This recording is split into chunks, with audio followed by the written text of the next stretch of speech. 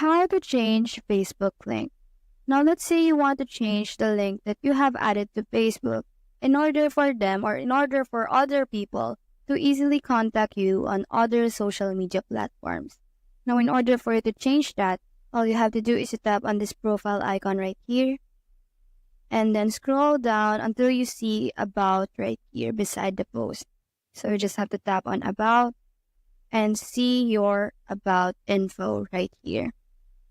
Now, once you're here, you will be able to see, once you scroll down, the contact info section.